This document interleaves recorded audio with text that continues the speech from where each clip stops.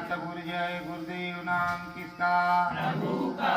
प्रभु का पावन नाम।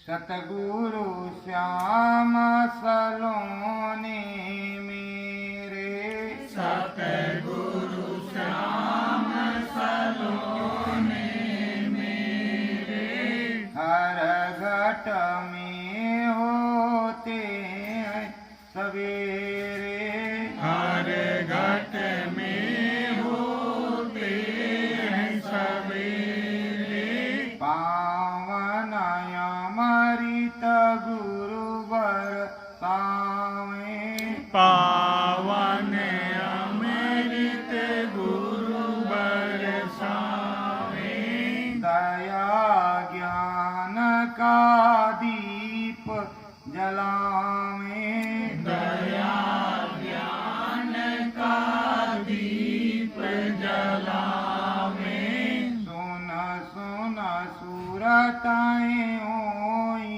सुखारी, सुन सुन सुरत होय सुखारी, सतगुरु संग जावे बलिहारी, सतगुरु संग जामे बलिहारी, नित्य पति दर्शन अंतर पावे, नित्य प्रति दर्शन अंतर पावे, अमृत भजन गुरु का गावे, अमृत भजन गुरु का गावे, नामाया नामा सतगुरु स्वामी, नामय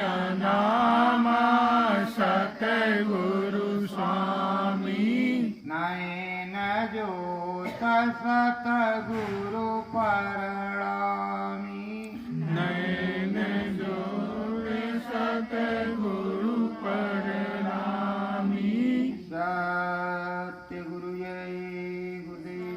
सतगुरु जय गुरुदेव।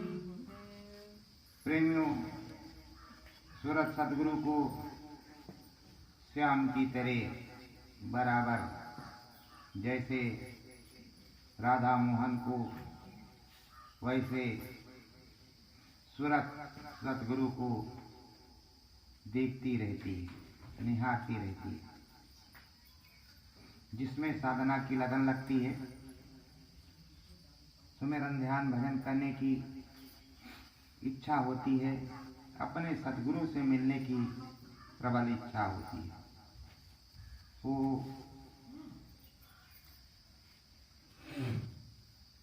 अपने श्याम रूपी सतगुरु को पाने की चेष्टा करती है,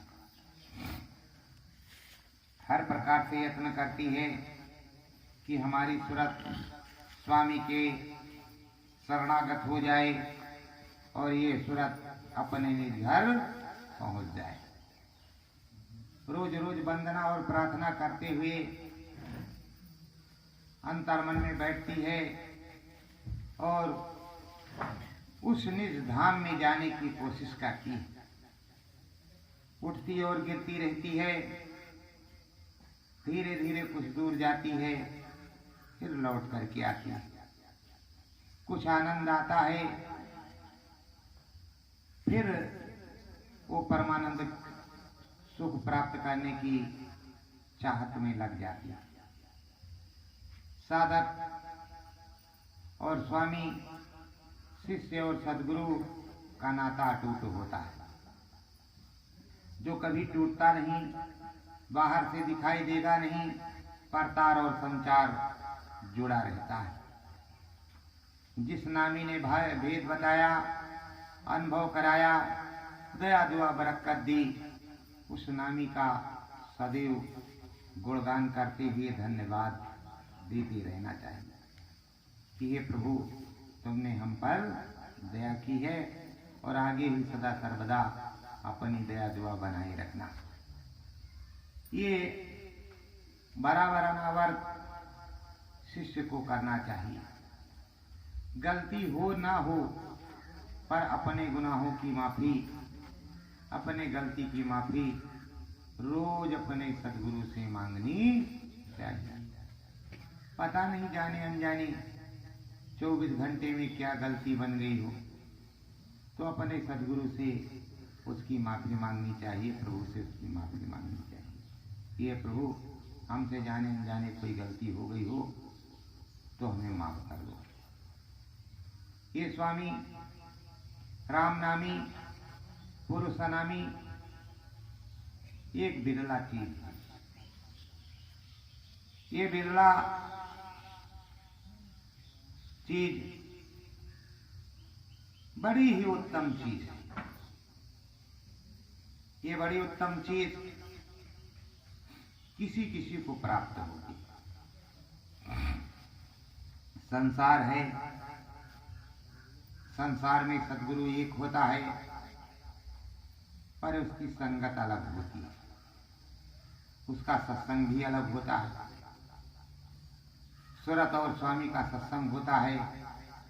सुरतों को जब सत्संग स्वामी सुनाते हैं तो सुरत को उसका भेद बताते हैं कि तू कहाँ से आई है, तुझे कहाँ जाना है, किन किन चौकी थानों को पार करना है, किन किन चौकी थानों के इंचार्जों से दस्तखत करवाना है, और वहाँ तेरे साथ क्या बर्ताव होगा। तो अभी तक संतों की जो महिमा गाई गई है, संत सदगुरु ने जो बताया है, स्वामी सदगुरु ने जो समझाया है, उसके अनुसार अंदर में जब सूरत चलती है तो प्रभु राम के दर्शन को करती है। सदगुरु के दर्शन करने के बाद घटपट खुलते ही प्रभु राम के दर्शन होते हैं। प्रभु राम के दर्शन होने के बाद नीला गगन, तारे, आसमान होता है।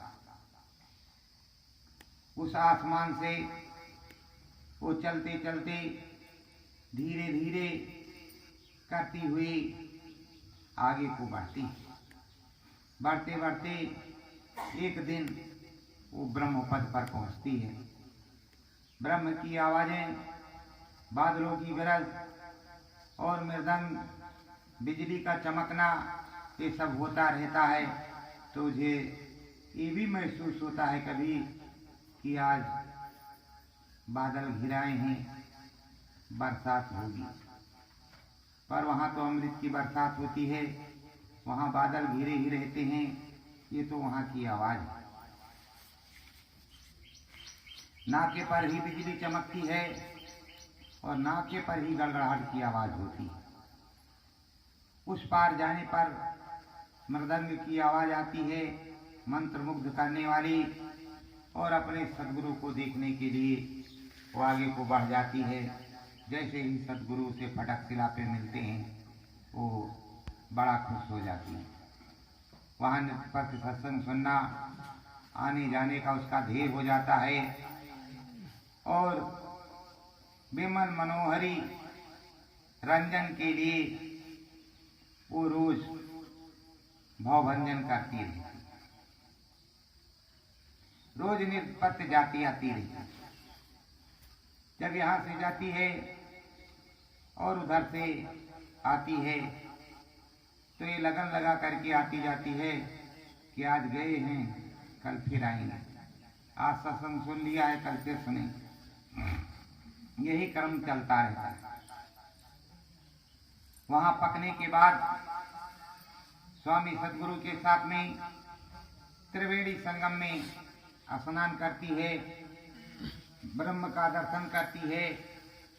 ब्रह्म के दर्शन करने के बाद ही उस देश की महिमा और रचना को देखने के बाद ही आगे बढ़ती है। उस देश की महिमा अनुपम, अनोखी, मनोहारी है। जहाँ राम ही राम दिखाई पड़ते हैं, कृष्ण ही कृष्ण दिखाई पड़ते हैं, ब्रह्मा ही ब्रह्मा दिखाई पड़ते हैं, विष्णु ही विष्णु मिलते हैं, महेश ही महेश शंकर भगवान दिखाई देते हैं। एक एक मंडल इस प्रकार के वहां होते हैं। अंड की रचना है तो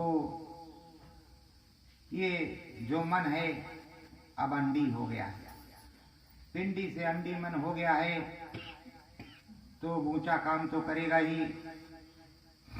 अब इसके बाद में ब्रह्मांडी मन मिलेगा। जब ब्रह्मांडी मन मिल जाएगा तो फिर ब्रह्मांड में जाएगा, पार ब्रह्मांड में भी जाएगा और वो सदा सर्वदा तुम्हारे साथ रहेगा। अब ये मन जो ब्रह्मांडी है पूरे ब्रह्मांड का विचरण करवाता है, हर लोगों को दिखलाता है, हर चीजों को समझाता है और पुनः ये सूरत लौट करके आती है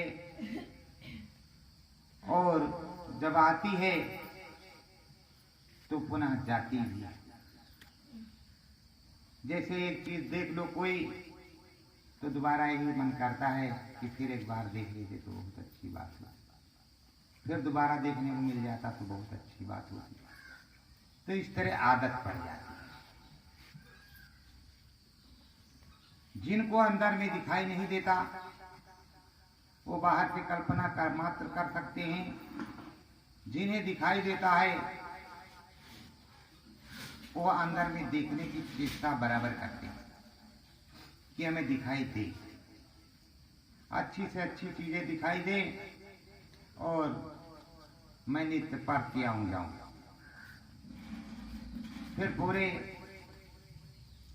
ब्रह्म का ज्ञान होने पर उसे ब्रह्म ऋषि कहते हैं, ब्रह्म तो नहीं कहते। ब्रह्म ऋषि कहते हैं तो यहाँ जो मानव पोल पर होता है वो ब्रह्म ऋषि की उपाधि उसको मिल जाती है। ब्रह्म का ज्ञान हो जाता है, भूत भविष्य जानने की उसकी पूरी क्षमता हो जाती है। भूत भविष्य वर्तमान वो तीनों चीजों को समझ सकता है। सतगुरु के दरबार में ब्रह्म के दर्शन को पाने के बाद उसे ब्रह्म ऋषि नहीं बनाया जाता। ब्रह्म की पावर तो होगी पर ब्रह्म ऋषि बनाया नहीं जाता। उसे और आगे जाना है। उसका देश और घर अभी बहुत दूर है, उसकी मंजिल बहुत दूर है। फिर धीरे धीरे करके सतगुरु उसी मृदंग बाजे के सहारे वहां सुनती रहती है। तो तीसरे धाम का बाजा जो किंगरी बाजा है वो बड़ा मस्त बाजा होता है।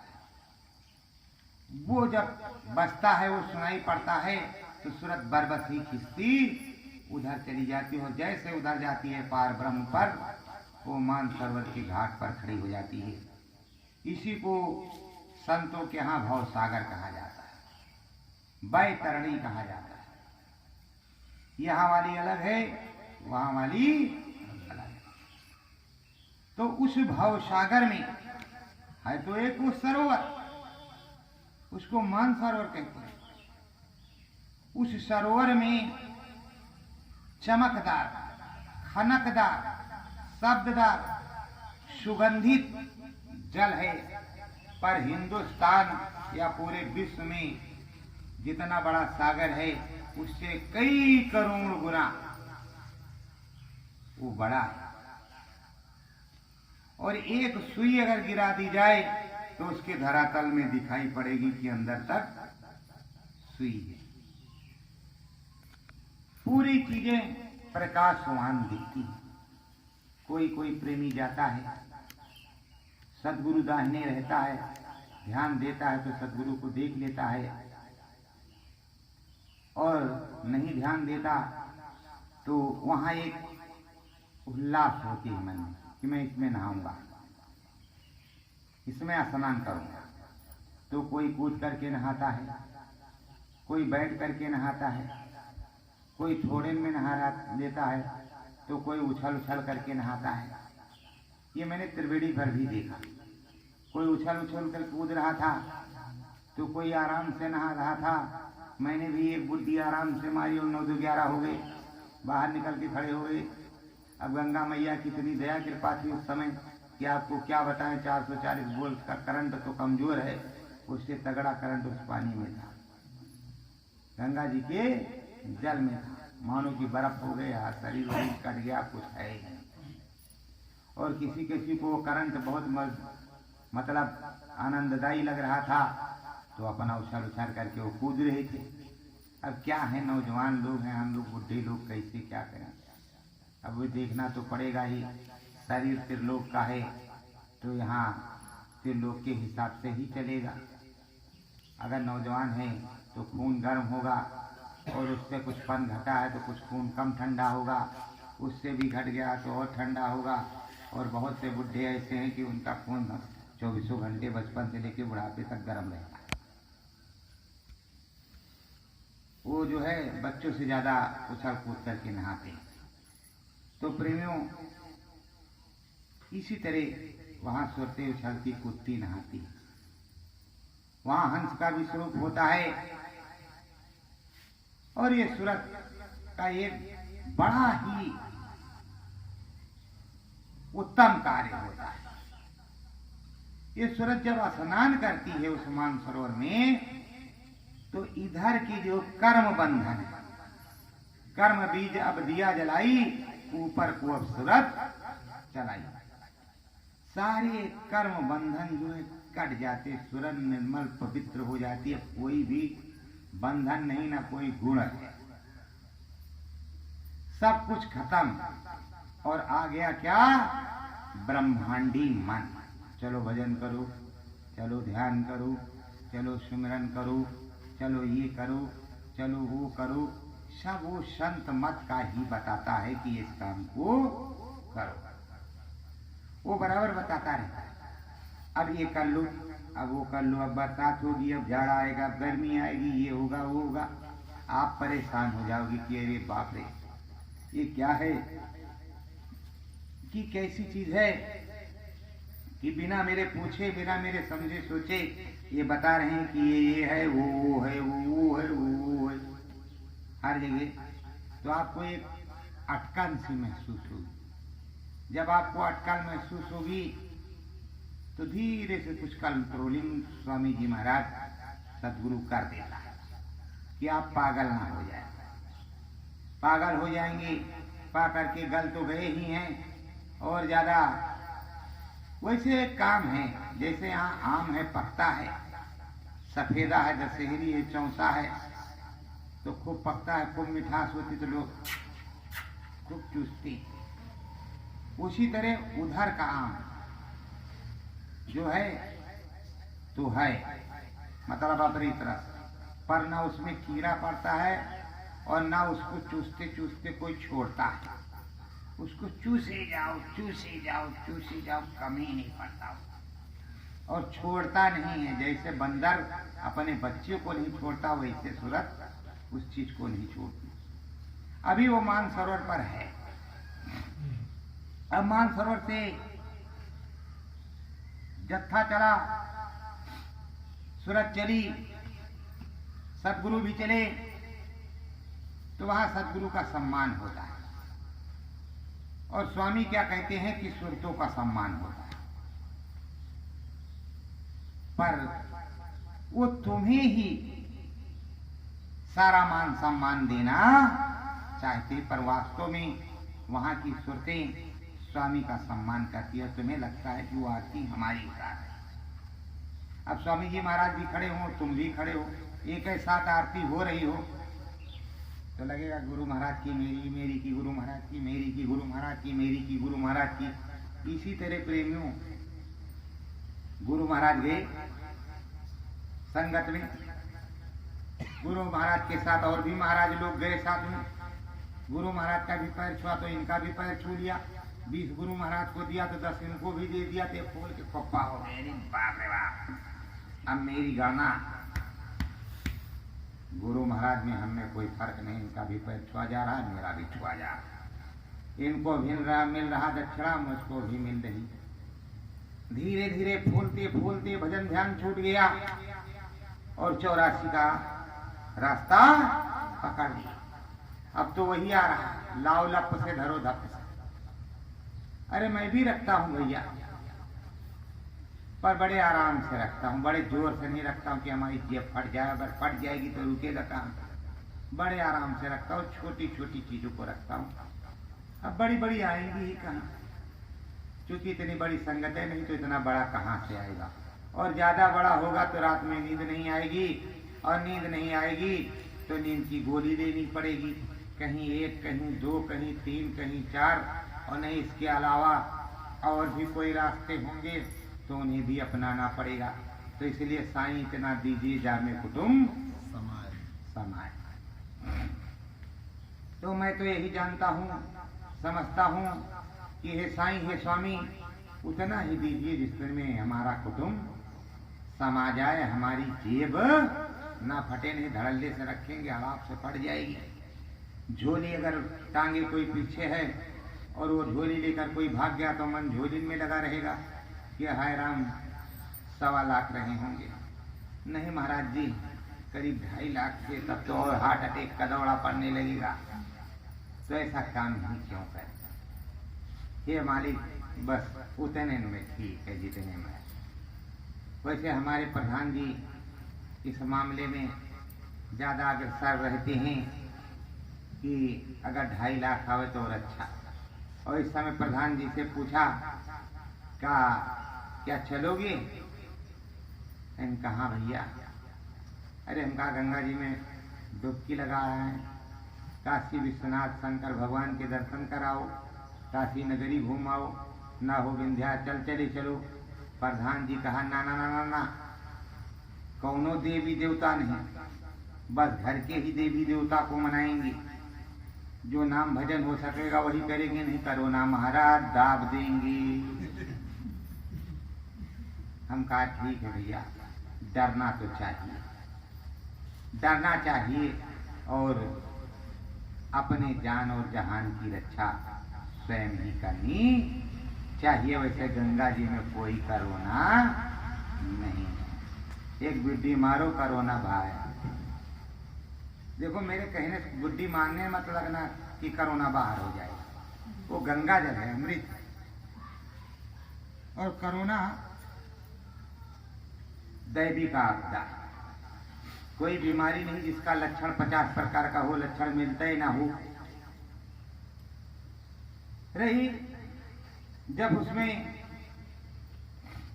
ये कहते हैं छींक आती है, सांस नहीं ले पाता इंसान, जकड़न हो जाती है, सांसों की नलियां जाम होती हैं, तो इसका मतलब तगड़े वाला जकड़ा। जो बच्चों को जकड़ा पकड़ लेता था निमोनिया, और राम नाम सत्य, वही निमोनिया समझो जकड़ा। तो उसको तो हमको समझ में आता ही है। तो उसके लिए गर्म काढ़ा उबाल उबाल के खूब पिलाए, और जिसको कोई लक्षण न मिले उसको स्वामी नाम की पत्ती पिलाए। कोई भी चीज होगी तो स्वामी नाम की पत्ती का रस उसके सारे विकारों को खत्म कर देगी। पर अब स्वामी नाम का पत्ता मिलेगा नहीं, समय ज्यादा, कहीं पर सुरक्षित हो तो अलग बात है, नहीं तो एक मौसम हमारे यहाँ आता है जाड़े, और जाड़े के मौसम में पाला उत्तर प्रदेश में बहुत पड़ता है। पाले के मौसम में सारे पेड़ वो निष्क्रिय हो जाते, खंखाड़ हो जाते हैं, प्रकृति की मार उन पे भी पड़ती है। वरना स्वामी नाम का पौधा और उसकी पत्ती बड़ी गुणकारी है, फेफड़े को साफ कर दे, श्वास नली को साफ कर दे, यहाँ तक एड्स और कैंसर को भी साफ कर देता है, और बड़ी ही एंटीबायोटिक गुण होते हैं उसमें। आपके लाल कण जितने हैं खून में, जिसको हीमोग्लोबिन कहते हो, उसकी बढ़ोतरी भी करता है, लाल कण को बनाता है खून के अंदर। ऐसी ऐसी उसके अंदर क्षमताएं हैं। और अगर सफेद कण की जरूरत पड़ जाए तो पपीता पत्ती पीजिए। डॉक्टर साहब के पास इसकी दवा नहीं, पपीता पत्ती में इसकी दवा है, आप चंगे हो जाएंगे। क्योंकि अभी जो बीमारी चली थी कुछ दिन पहले, उसको क्या कहते थे भाई, भूल गए, जो अभी जिसमें बांस का पत्ता, गिलोय का पत्ता, पपीते का पत्ता, डेंगू, चिकनगुनिया, डेंगू, चिकनगुनिया जिसको कहते। अरे भाई पेड़ों के पेड़ सत्यानाश हो गए दिल्ली वगैरह में। जिसके यहाँ अगर एक पेड़ रहा तो 500 रुपए का एक पत्ता है, अच्छा पैसा दिया। अगर पत्ते वाले पत्ते में बेच लेते चिकनगुनिया के समय में तो बड़ा आनंद आता। तो प्रेमियों, चिकनगुनिया में बांस का पत्ता, गिलोय का पत्ता, स्वामी नाम का पत्ता, जरा कुछ का पत्ता, मतलब कुल पत्ते ही काम आए। और हमारे एक जो मास्टर साहब, हम गए, अरे कहा महाराज, हम कहाँ के महाराज, तुम भी तो महाराज हो। अरे कहा नहीं महाराज, हम कहा फिर तुमको, हमें मुझको कहा तुमने महाराज। अरे हम काहे के महाराज, हम तो तुम्हारे गुरु भाई। अरे महाराज, हम कहा फिर तुमने महाराज का, ना मेरे सर पे कोई राज मुकुट है, ना मेरी कोई तलवार है, ना कोई फेटा कटारा बंधा हुआ है, फिर हम काहे के महाराज। महाराज राजा महाराज कहते हैं, मुझको क्यों कह रहे हो महाराज। अब फिर वो चौथी बार वही दोहराए तो हमें शांति ही होना पड़ा। कहा क्या हुआ, कहा मुझको चिकनगुनिया हो गया था, देखो हाथ पैर सूख गए थे। हम कहा फिर, कहा डॉक्टर साहब ने हाथ खड़ा कर दिया। कहा फिर क्या हुआ, तो कहा फिर हमने इधर उधर रिसर्च किया, गांव राम से बुजुर्गों से पूछा, तो कहा भाई नीम की गिलोय लाओ, बांस का पत्ता ले लो, थोड़ा पपीता पत्ता ले लो, और गुड़ में उसको काढ़ा बनाओ, स्वामी नाम का पत्ता और जरा कुछ डालो, और उसी को 3 टाइम सुबह शाम नाक दबा करके गर्दन आराम से पकड़ करके सीधे से धीरे धीरे उतार जाओ। कहा भैया 3 बार उतारा, अब भैया पे आ गया। तो कहा कुछ आराम हुआ, 3 दिन पीने में पूरा आराम हो गया, लेकिन 1 हफ्ते तक पिया, और अब भी एक टाइम पी रहे हैं कि 21 दिन तक पी ले, और बड़ी भूख लग रही है कि 14-15 रोटी के बजाय 17-18 रोटी खा जाते हैं, इतनी भूख लग रही है। तो हम कहा ठीक है कोई बात नहीं, आगे मत पीना। कहा क्यों, हम कहा जब इतनी भूख लगेगी तो दिक्कत हो जाएगी। हिंदुस्तान में वैसे किसी चीज की कमी नहीं, लेकिन सब लोग तुम्हारी देखी देखा पीने लगे, और 4 की रोज बजाय 18 रोटी खाने लगे। तो अभी इसी कोरोना में एक दिन आया था, मोबाइल पे मैंने देखा था, 8 बंदों को खाना पटना में वो अकेले खा जाता था। 42 लिट्टी, मतलब 42 भौरियों का उसका नाश्ता था सुबह का। 42 जो लिट्टी चोखा होता है, बाटी चोखा होता है, उसका 42 बाटी चोखे का नाश्ता होता था। तो खाना कितना होगा, तो कहा 8 बंदों का खाना अकेले ये कुंभकर्ण खाता है। तो वैसे अगर कुंभकर्ण पूरे भारत में हो गए तो राम नाम सत्य। तो हम कहा भैया पीना बंद कर देना, घर वाली मारेगी। कहा नहीं भैया नहीं पिएंगे। हम कहा मत पीना, अब थोड़ा एक्सरसाइज वाइज करो, और भोजन धीरे धीरे आपका होगा, और धीरे से आपका काम हो जाएगा। तो प्रेमियों, ये सूरत उधर पार ब्रह्म में गई। जब ये पार ब्रह्म में गई तो इसकी बड़ी ही आवभगत हो रही है, बड़ा ही मनोहारी दृश्य है। इसका मन नहीं करता कि हम वापस घट में जाए, लेकिन घट में आना ही होगा। जब तक यहाँ श्वासों की पूंजी है तब तक बार बार लौट करके घट में आना पड़ेगा। तो प्रेमियों, उसने बहुत कुछ वहां अलंकार प्रभु हरि के यहाँ देखा।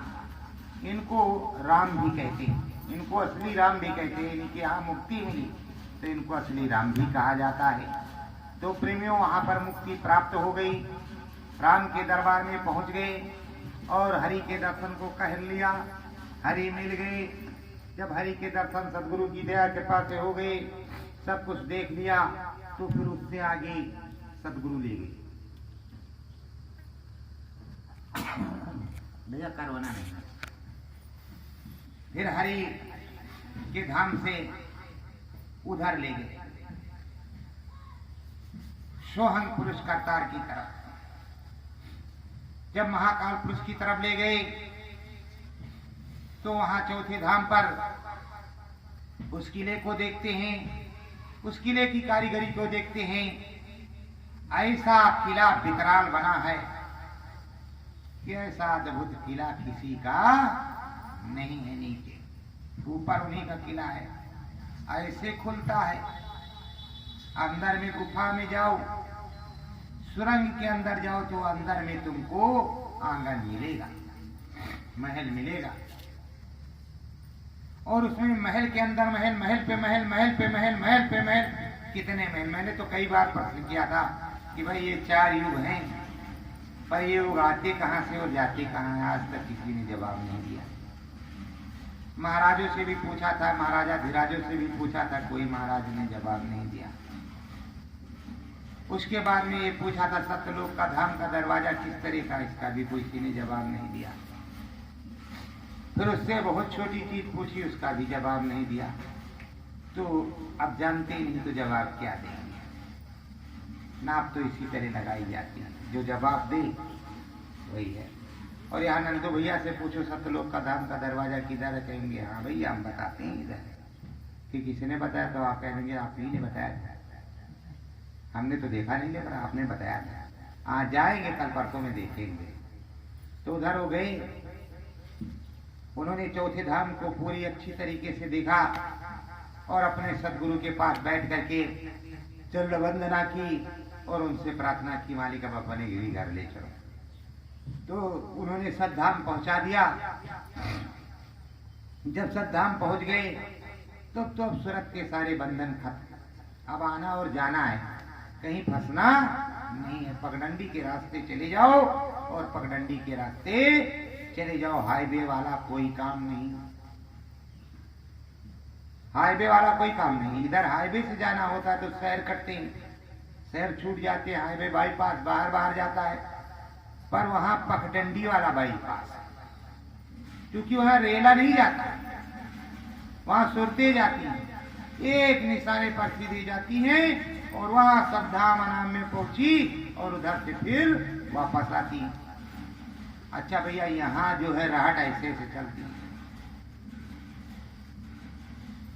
ऐसे ऐसे राहट चलती है।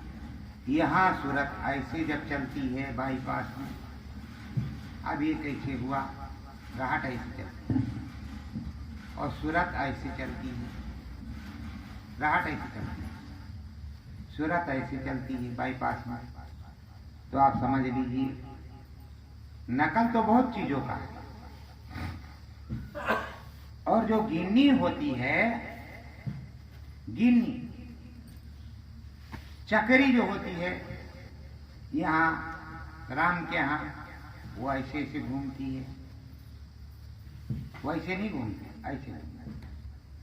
सब चीजों का अलग अलग नियम है। तो राम प्रभु का मंदिर बन रहा है, आप सभी लोग पहुंचिए। ना हो तो 2-2 ईंटें रखिए, ना रखने की क्षमता हो तो 2-2 रुपए ही दे दीजिए। आप लोगों से हमने अभी तक कहा है, मेरे कहने की बहुत दिन से इच्छा थी, आज कह रहा हूं कि अपने प्रभु राम का मंदिर बन रहा है। आप सभी लोग जितने भी हो, सब लोग, ज्यादा नहीं, अब ज्यादा औकात नहीं तो इतनी तो औकात है ही, 1 ईंट और 11 रुपया दान कर दो वहां। तो तुम इतने लोग हो कि बहुत विशाल मंदिर बन जाएगा। 1 ईंट और 11 रुपया अपने प्रभु के लिए दोगे, किसी और के लिए तो दोगे नहीं, उनके मंदिर के लिए दोगे और उससे तुम्हें कल्याण मिलेगा। तो वहां धीरे धीरे करके चाहे सब लोग थोड़ा थोड़ा करके भेजो, और या जो सरकार ने, प्रादेशिक सरकार ने जो व्यवस्था की होगी, किस में डालना होता है पैसा, मतलब जो उसका अकाउंट होगा या जो कुछ होगा इकट्ठा कर लोगे तो इकट्ठा दे दिया जाएगा संस्था की तरफ से कि इसमें जितनी संगत के प्रेमी हैं, आप चाहोगे कि हम पर्चा लिख करके देंगे, अपना अपना नाम तो उस तरह भी दे दिया जाएगा, मत दे दिया जाएगा। तो आप लोग को ये करने की जरूरत है। धर्म के काम में धन घटता नहीं। वैसे जो सोचता है कि धर्म के काम में धन घट जाता है तो उसका धन वैसे ही घट जाता है, ऐसे से ठोकर लग जाते हैं, उसका धन चला जाता है। पर धर्म के काम में कभी धन नहीं घटता। तो राम जी का मंदिर, अपने प्रभु जी का मंदिर अयोध्या में बन रहा है। तो आप सब लोग एक ईंट 11 रुपया, अब नहीं ज्यादा औकात है तो एक ईंट 11 रुपया सभी लोग दे सकते हैं इस जमाने में। तो अगर जमा कर देंगे, दे देंगे, तो मंदिर बन जाएगा हमारे प्रभु का, हमारे ही प्रभु का है, हमारा ही, और कर्तव्य का पालन भी हो जाएगा। तो आप लोग सब लोग करोगे। सत्य गुरु जय गुरुदेव।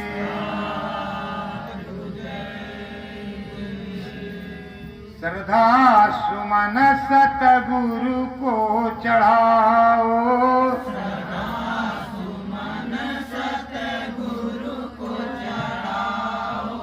नाम भजन अंतर मन गाओ, नाम भजन अंतर मन गाओ, मन मुख का बहु नाम न पावे, मन मुख का बहु नाम न पावे, अंतर मुखी सतगुरु को कमावे, अंतर मुखी सतगुरु को कमावे, अंतः पुरुष सतगुरु कर धामा, अंतः पुरुष सतगुरु कर धामा, मेरो तेरो मूल मुकामा, मेरो तेरो मूल मुकामा, सतगुरु चरण कोटि प्रणामा, सतगुरु चरण कोटि प्रणामा, हे सतगुरु तुम सत्य नामा,